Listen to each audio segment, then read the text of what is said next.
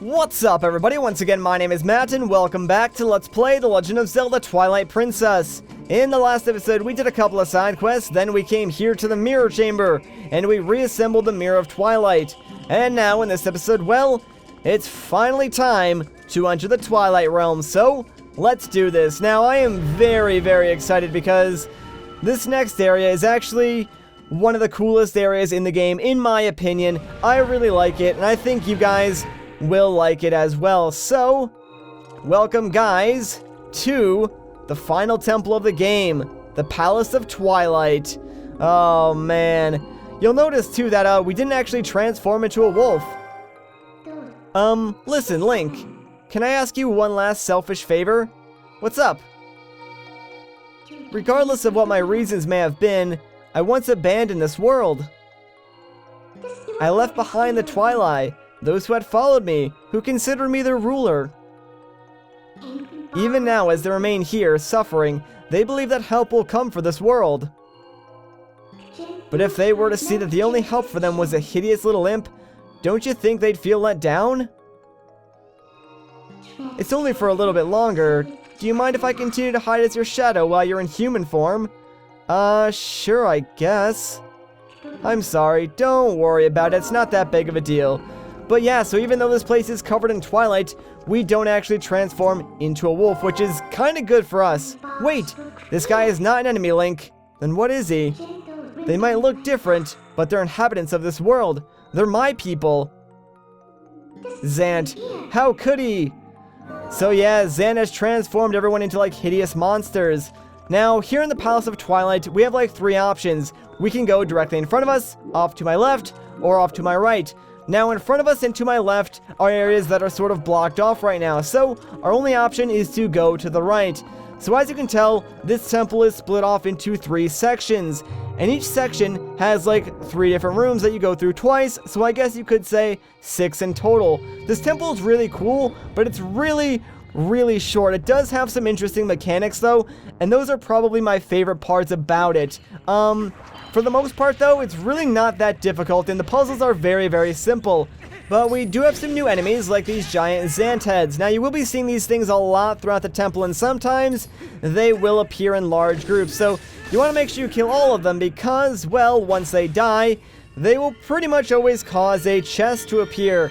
And that chest is going to contain a small key. Now, there are instances where they will cause more than one chest to appear, and when that happens, it usually contains a small key, and then something like the dungeon map or the dungeon compass. And that's pretty much how every single room in this temple works, because every door, you know, besides like the ones that lead into each segmented area of this temple, are locked. So your goal is to pretty much find the Zant heads, kill them, get the small key, and then move on. Now, this fog is interesting because, yeah, when you walk into it, you will instantly transform into a wolf. Link, be careful! This black fog is made up of shadow crystals created by Zant. They bolt out the light. He's responsible for stealing the light from the spirits and turning your world into twilight. But he's not all powerful. We're prepared too. I can return you to your normal state whenever you need me, so don't worry, okay? Yeah, so as long as we're not in this fog, Midna will be able to transform us back into our human form, so not really a big deal. It is just like a minor inconvenience. But I guess while we're in our wolf form, we can try and kill this stinking Zant head, because no matter what, we need to cross through this fog, so we might as well just stay in our wolf form to save us a little bit of time. But there's one chest, but that Zant was actually a 2-for-1 special, because there is the second chest, and I believe that one will actually contain the dungeon compass. So let's just go and grab this real quick, and oh, hello there. Why don't you just, like, get out of here and not attack me? That'd be nice. Alright, so let's open this up, and let's see if I'm right, because I'm pretty sure this is the compass. And sweet, I was right, so there we go. Now that we got that, we still have to cross through this fog and get ourselves the small key. So yeah, I'm just gonna have like the fog transform me, since there's really no point in me doing it manually. Plus, it's actually faster to have the fog transform me because, like, you don't have to stop and talk to Midna. Anyways, there we go. We got ourselves another small key, and we're pretty much done in this room for now. So, let's claw shot our way out of here and make our way into the third and final room of this section. And this is where the real fun begins. Oh boy.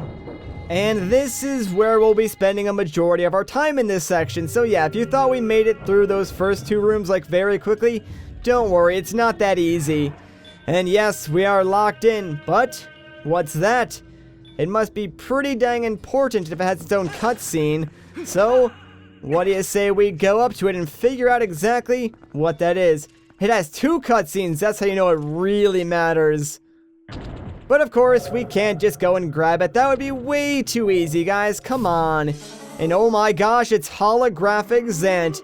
Say hello to our mini-boss. And I hope you guys like repeated mini-bosses because we'll be fighting this guy twice. So, whenever you start a battle with Holographic Zant, he's going to cause this portal to appear.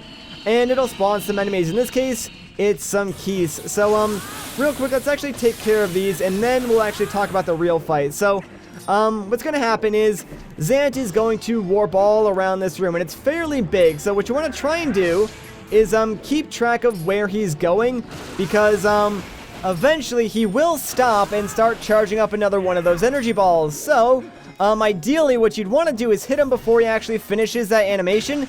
That way you can sort of stop him from spawning more enemies, and then all you got to do is keep track of him and hit him again. So pretty much do that for the entirety of this mini-boss battle, and that's about it. It's really stinking annoying. Like, it takes a long time to do just because, he moves around so much, and, like, it's completely random, I think, when he stops and, what enemies he does spawn, so you kind of just got to get lucky, and yeah, if you try to hit him, like, before he's done moving around, he'll just teleport away instantly, and gosh dang it, man. We did not hit him in time, so I think he actually spawned some bats. It sounds like he did. Ooh, actually, let me see if I can kill him here, maybe. Ah, dang it. I was kind of hoping that would do it. I'm not sure how many hits this guy actually does take, though. It might be like 5 or 6. That seems about right. This boss fight can be very, very jarring just with like how many times you do have to adjust the camera, especially on the Wii version, but there we go. Down goes Hollow Zant. And of course, he leaves behind some really gross, nasty fog, but it's really not that big of a deal because we can just go around it. Now, there actually are a couple of pots on like the sides of these rooms to help you restore your HP. And you do want to try to remain healthy because there are a couple of things in this temple that can pose a pretty big threat. Anyways, though, what do you say we check out this orb? That shining sphere illuminates this world. It's called a soul. It's like the sun of your world, Link. The power of the soul is the source of life in this world. It is pure power. Ah, as long as you have this. Would you take this soul to the Twilight at the entrance to this world? Please, Link. Alright, no problem. And to get the soul, all you gotta do, hit the hand, and there you go. Now we can grab this and get out of here. And this thing can do a couple of cool things, like for one, dispel the fog. But it does come with an unnecessary side effect. The hand, he's not very happy that we stole it, so now he is going to do his dang best to try and get that back. We can also use the soul to activate like different platforms and stuff like that by putting it inside those little tiny indents. But yeah, so essentially what we're going to be doing is using the soul to activate various different platforms and just make our way back through these rooms out to the entrance of this area while getting chased by that giant hand. And the hand does actually move very quickly and does kind of pose a big threat. Thankfully, there are a couple of things you can do to stun him in place and give you more time. Like, for instance, if you hit him with your hook shot 3 times, it'll stun him for a couple of seconds and give you enough time to, do whatever you need to do. Anyways, let's come over here because I believe there's actually, there's an indent over here that we need to place this soul into. So let me actually kill all these enemies and place this down here. Alright, no, the hand can actually move inside the cutscenes as well, so that's kind of unfair. Let me actually try and stun this guy real quick. So 2 and 3. Yeah, when you sort of like see his hand like flinch back, that's how you know he's stunned in place. Anyways, let's come up here and grab this. And now we should be good to go. Now, something to note, this orb actually does have sort of like ball physics attached to it. So when you throw it, it doesn't just like drop down. It will actually roll around which can actually be useful. So keep that in mind for a little bit later on. But anyways, we are almost out with the orb, so this last room is very, very simple. There's no puzzle to solve, we just gotta run straight to the exit. Now, there is something we could do with this orb, like, directly to my left, there is actually an alcove that you can go into, and there is a chest in there that contains a piece of heart. You could go get that now, but you can actually wait to get it until a little bit later when you're not being chased by the giant hand, so that is what I'm going to do. And there we go. We got the first soul, and we made it out. And yes, once you actually do make it out of like the corridor, the hand will no longer chase you. And hey, check it out. You can already see the effect of the first soul. Anyways, let's just bring this up here to the center. And there actually is like a little indent that we can put this thing in. So there we go. Enjoy your new home, buddy. And hey, it activated that platform for us. Link, there should be one more soul. If we can find that, it should lead us to Zant. Alright, sweet. So yeah, we can use this platform, and this will take us over to the left side, and that of course is where we're gonna find the next soul. Like, this sort of left corridor is very similar to the right side. It's like 3 rooms, mini boss, get the soul, bring it back, and then you are done. Of course, like the insides are completely different just because, you know, they had to mix it up somehow and make it a little bit harder at least. But it still shouldn't take us too long. At least, I hope it doesn't. Anyways, let's just hop down here, I guess. There's really no point in staying up there. I do need to claw into this, though. And actually, you know what? Screw it. Let me actually take out these shadow keys because I do not want them bothering me. Alright, now let's hook onto this. And what you want to do is lower yourself onto this platform. And actually, we kind of got it at the perfect timing because now it's going towards the center. And that's exactly where I wanted to go to. Now, yeah, as you just saw, there's a giant Zant head that appeared all the way at the end of this area. Hopefully it stays there because if it does, that would be great and give me the time I need to actually cross these platforms over here, because if you do fall down, you will need to like redo this. Like, you need to make sure you use these platforms to cross over to this side. And hey, we actually got lucky. The Zant head can actually appear in like the center of those platforms and screw you up, so yeah, it's a good thing that he like was nice to us. Oh, now you appear over there. I am not going over there to attack you, so you better like reappear over here somewhere, friend. Come on. Oh, there we go. Thank you so much. And you are dead now. Alright, so now that he's gone, yes, a chest will appear. And of course, this one contains a small key. But first, let's actually open up this chest because we can get ourselves, check it out, 50 rupees. Not bad. Alright, let's go and grab this small key now. And then I suppose we can just make our way into the next room.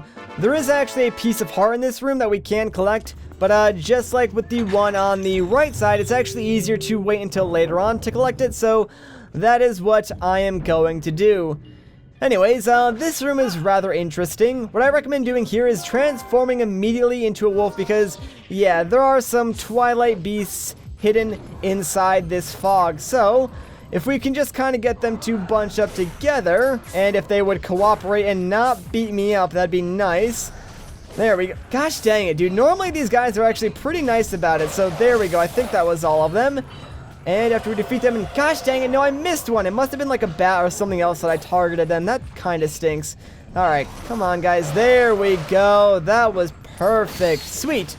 So now that those guys are gone, a Zant head should appear somewhere around here. Oh, there it is. Found it. Alright, where did you teleport off to now? There you are.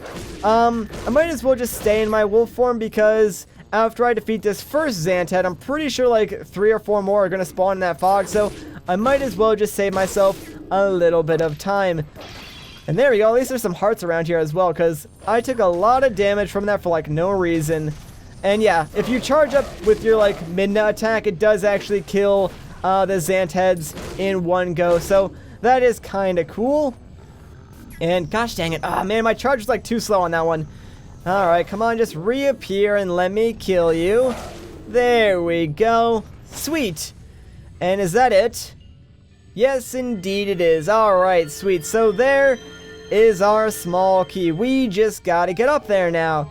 And I believe the easiest way to do that is by coming over here, and if we transform back into a human, we should be able to use our double claw shot to get up there. And man, I was kind of hoping to find like a heart or two in those pots. Like normally, this temple is pretty nice with the hearts, but I guess I'm just getting kind of unlucky.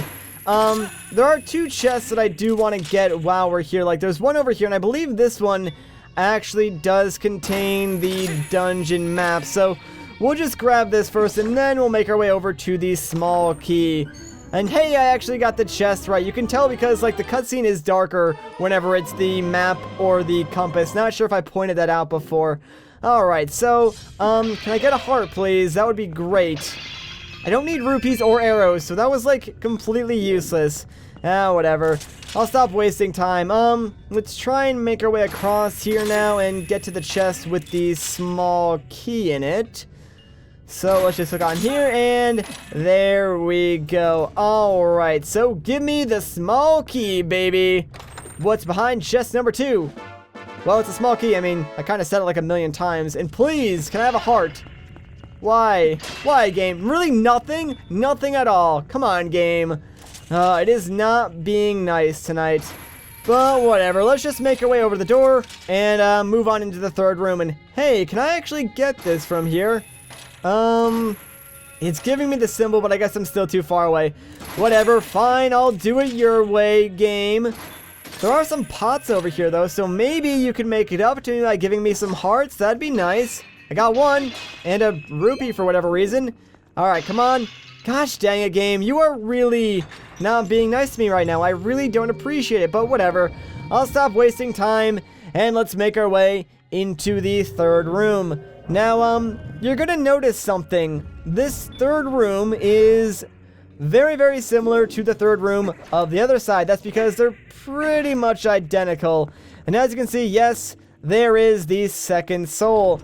But of course, no, we can't just grab it. First, we need to have a rematch with our good friend Holographic Zant. Hooray! Everyone loves repeated mini-boss battles. Now, the fight pretty much plays out the exact same way. He will spawn, like, different enemies. I believe he can spawn Twilight beasts as well now. And he's going to start off with, I guess, Twilight versions of Deku Babas. So that's kind of cool. So there's a couple of different things that you can do. When he spawns enemies like these, normally what I like to do is just sort of like stand in a corner and watch him teleport around, because he will actually have to despawn these enemies later on. Like when he goes to conjure up a new red energy ball to spawn more enemies, he needs to first clear the field. So he'll actually cause those to disappear, and when that happens, yeah, that's your cue to like go in for an attack. And now my second strategy that I like to do is stay in like the center ring, and then if you're playing on the Wii version, just like use your Z target every couple of seconds to adjust the camera. That way you can try and spot him and hopefully hit him before he actually causes another spawn of enemies to like come forth, which is really annoying. And yeah, here's the Twilight Beast that I was talking about. Now, he does have actually one new attack now that I think about it. He can actually conjure up like a red energy ball, but instead of spawning enemies, it'll shoot out like 5 smaller energy balls. Oh, pretty much that. So yeah, he does that attack, and the red energy balls are similar to those of the Zant heads, and you can actually block them with your shield.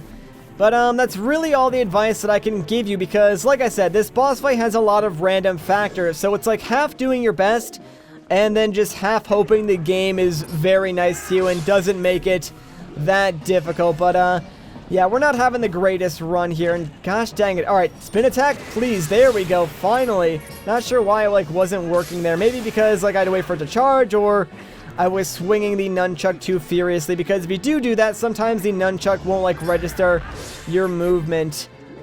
This boss battle is a little bit nicer on the GameCube version, just because you do have the C-stick for camera control, so like you don't need to constantly use the Z target button to realign your camera, which can be very, very jarring, as I'm sure you guys are well aware now watching this. Like, trust me, it's just as annoying to watch as it is to play. And gosh dang it, dude, I was really hoping that was going to be the last hit. So maybe we have one more. I really hope it's just one more hit. So do your teleportation thing, and come on, just like stop somewhere real quick so I can hit you and then hopefully end the battle. Alright, here we go. Please let this be it. Yes, thank goodness. There we go. Down goes Hollow Zant for the second and last time. You explode into your dark cloud of whateverness. I don't really care. It doesn't really affect me. Alright, so now that that is done, let me actually break some of these pots because I know these ones do contain hearts, so we can restore a little bit of our HP, but there we go. Now that that is done, let's get ourselves the second soul. And now we can begin our trek back. Now, the hand on the left side is a lot more aggressive. Like, he spawns way quicker than the one on the right side. He might be slightly faster, though, although I don't believe that's true. Anyways, let's just put this here, and hopefully I can get up those stairs without these guys attacking me too much, because I do not want to fight them. If you do make it up these stairs quick enough, you can actually just grab the soul straight from the center with your claw shot. And yeah, now the enemies cannot reach us. So, let's just move on to the second room. Now, remember how I said there was a trick you can do with these orbs since they do have ball physics? This is the room that you actually do it in. And this trick makes this room an absolute joke. So, what you want to do is just take this ball over to like the southwest corner. And of course I got interrupted by the freaking hand spawning. So yeah, let's bring it over to this corner. And what you want to do is throw it towards the dent in the center of this room, and it should roll in there. And then yeah, it'll activate these platforms, which will bring you up and pretty much bring you exactly where you want to be, like at the end of this room. So now, if this freaking bat would stop bothering me, we should just be able to grab this thing. Although I think the Shadow Beast is in my way right now. Alright, sweet, there we go. He moved. And there's our orb. So now, all we gotta do is just jump down here and check it out. There's the door. So now, we can go back to the first room. Now, this is the hardest room. I guarantee you this will give you the most trouble because you can't, like, just use the floating platforms to jump your way back since you don't really have the time to stand still with the hand following you. So, what you kind of need to do is, time everything super perfectly, except that never usually works out. So, what I do is I wing it and hope for the best. So, another thing that you should note is that the platforms, or not the platforms, the floor is actually sloped. So, your soul is going to be constantly rolling towards the other end of the room. And that music, you do not want to hear because it means that the hand is very, very close to getting your soul. So, dude, you need to, like, back the heck off. Oh, crap, this is not good. Oh, no, he totally has it. Alright, we can still make this work, although I kind of need to grab it now. Alright, this is not good. I need to chase after this guy. Come on, dude. You need to give me back my soul. Thank you very much. Now you can just, like, stand there stunned. And we're going to try this again. So let's just throw this up here. And maybe I can make this work. Ah, gosh dang it, dude. Come on. Just hit the freaking thing. Alright, you know what? I'm going to grab this again. We're going to throw this up here. And we are going to stun this hand. Then maybe we can try this again. Come on, dude. There we go. 1, 2, and 3. Alright, he should be stunned now. You can continue rolling wherever you need to go. And hopefully I can just get up to, like, this central area and get my orb, because that's where you pretty much need to be. Just, like, right up here on this central platform. And no, you get away from my orb, dude. You need to back the heck down. Alright, and please be in range. Thank goodness. Alright, there we go. We are good to go. So yeah, just stand here for a little bit. And once these things light up, this platform will now take us to the exit of this room. So, you know, just a little bit sketchy. Could have been a little bit better. But I mean, hey, we did it. We made it work. We got the orb. And now we are in the clear. Thank goodness. Yeah, that room is just honestly a pain in the butt. There's really not a whole lot you can do. Unless you guys know of a better strategy. In which case, let me know. Because I would love to figure out a better way to do that room. Anyways, now that we're out here with the second orb, let's just go and bring this one right next to the orb that's already there, or the soul rather. And well, once we do, something pretty dang cool is going to happen. So, check it out.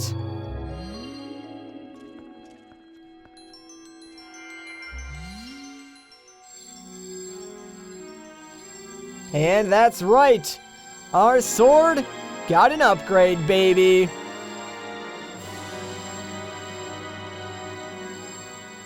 Light filled the Master Sword. Its blade glows with a golden light in the Twilight Realm. With it, you can cut through dark fog. Amazing! The power of the souls has been transferred to your sword. The guardian deities of my world are on our side too. You really are the chosen one, Link. A true hero. As long as you have that sword, you should be able to repel the shadows Zant has spread. Alright, sweet. So now that we can do that, what do you say we go back into each of these corridors and get the pieces of heart that I was talking about?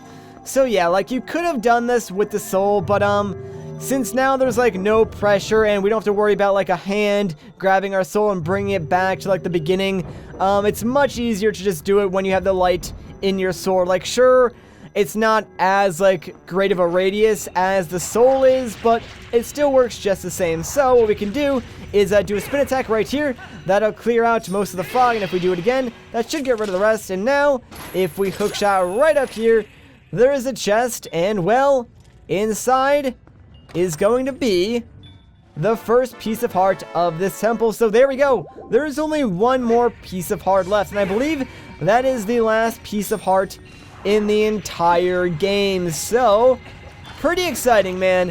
What do you say we go grab that, fill up our 19th heart container, and then we'll actually get the last one from beating the boss of this temple as well. And then we'll have all 20 hearts, which is pretty crazy. And usually when you get all 20 hearts in a Zelda game, it means you're right about at the end. And we kind of are. Like, there's really only two major side quests that we need to do. One of them is the Cave of Ordeals, which I'll talk more about later on, and the other is just collecting the remaining Poe souls. And after we do that, I'm pretty sure that wraps up everything that there is to do in this game. So anyways, the second heart piece is actually again right in the first room of this wing, so let's head inside. And this one's actually very, very easy. All we gotta do is jump down and make our way to the left side. And let's do a spin attack here real quick. And yep, as you can see, there's a platform here. And if we ride it all the way to the tippity top, there's our chest. And inside is going to be our final heart piece. So there we go. Now we have 19 heart containers. Oh man, doesn't that just look absolutely amazing? Now that that is done, we actually do need to get out of here. Unfortunately, there's no easy way to get out of this room. Like, you honestly just have to, relay those orbs and let that platform bring you back to the door. So, let's just, jump over. Gosh dang it, are you kidding me? Sometimes I really, just dislike the camera in this game because it doesn't give you like the angle that you want all the time, and it causes you to like miss platforming or mess up platforming a lot. Anyways, yeah, just stand in the center here, and what you want to do is do a spin attack when both of the orbs are unlit, and that will activate this platform. And of course, now we can ride all the way back to the other side and just make our way out. So all we gotta do left in this temple is pretty much just go through the central area, and that'll basically lead us to the boss. Like, honestly, this temple, like I said, it's very short and very, very linear, but it's kind of cool, and it does have one of my favorite boss battles in the entire game. So I'm really, really excited to do that because it's definitely an interesting one, and I kind of wish like more of the bosses in this game were like that because it is actually somewhat difficult, but it really shouldn't give us too much trouble. We'll get to that, though, in the next episode. So if you guys enjoyed this part, a like rating would be greatly appreciated. If you want to see more, consider subscribing. But once again, guys, my name is Matt. Thank you so much for watching, and I'll catch you in the next one.